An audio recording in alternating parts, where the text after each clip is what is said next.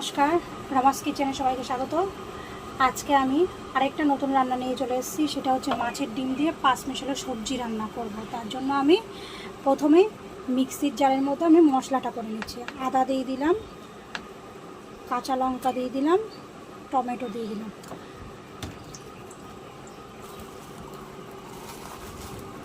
সঙ্গে রাঁধুনি দেব, জিরার গুঁড়ো দিয়ে দিচ্ছি, ধনের গুঁড়ো দিয়ে দিচ্ছি।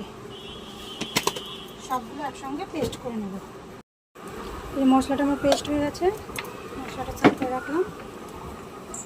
কড়াইতে তেল দিয়ে দিচ্ছি। আমি তেলটা একবারেই দেব।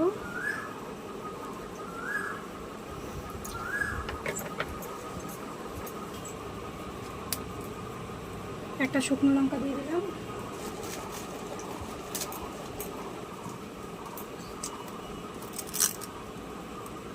একটা তেজপাতা দিলাম,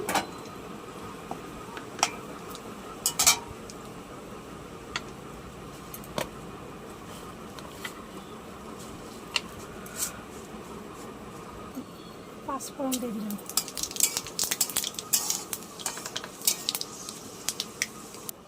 এখানে মাছের ডিমটা আমি নুন হলুদ দিয়ে দিয়েছি, এটা আমি দিয়ে দিচ্ছি।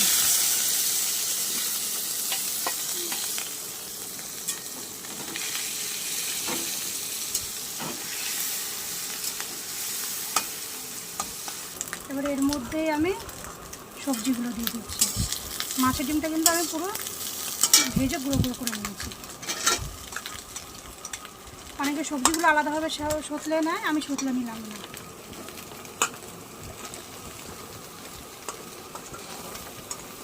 বা আলাদা ফোড়নও আলাদা দিতে পারে, কিন্তু আমি একদম অল্প তেল দিয়ে করছি বলে আমি আলাদাভাবে কোনো কিছু করছি না, সব একসাথেই করছি।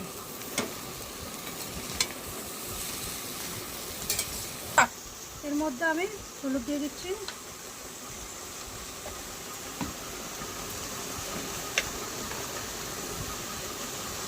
স্বাদ মতো নুন দিয়ে দিচ্ছি। মশলাটা আমি আলাদাভাবে কষবো না, যেহেতু এটার মধ্যে আমার রাঁধুনি বাটাটা দেওয়া আছে। এই সেদ্ধর মধ্যে আমার মশলাটাও হয়ে যাবে।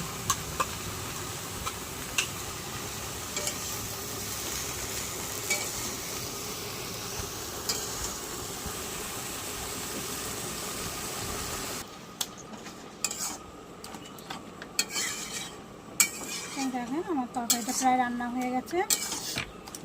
যারা বিশেষ করে তেল কম খেতে চান তারা এইভাবে অবশ্যই রান্না করে দেখবেন, যথেষ্ট ভালো খাবারটা খেতে লাগে।